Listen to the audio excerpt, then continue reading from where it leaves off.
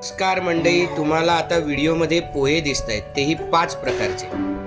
तुम्हाला वाटत असेल आज फराळाचा असा व्हिडिओ टाकायचं सोडून हे पोहे कसे काय आले, तर त्यामागे एक गुपित आहे. काय आहे, आज आमच्याकडे आलेली आहे गोव्याची सुगरण तनया.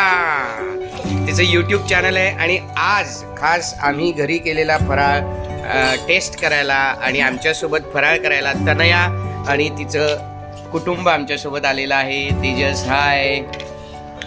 तर हे पोहे कशासाठी आहेत त्याची गंमत तनयाच तुम्हाला सांगेल नंतर.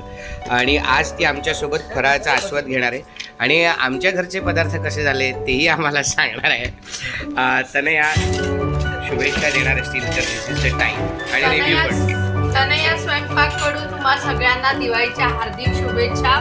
खमंग खुसखुशीत फराळ बाय मुग्धा नेने आणि तिच्या कुटुंबियांनी जे फराळाचं मस्त इथे मांडलेलं आहे ते खाऊनच आता दिवाळीची सुरुवात चांगली झाली आहे. आणि पोह्यांचं म्हणाल तर आज नरकासुराला मारून श्रीकृष्णाने नरकासुराचा वध केला, त्याचा पोहा कालावधी करण्यासाठी साजरा करण्यासाठी 5 तऱ्हेचे पोहे ही गोव्याची खास पद्धत. अरे सगळ्यांना हार्दिक शुभेच्छा दिवाळीच्या. येस. आणि दिवाळी आई आणि या मुलांनो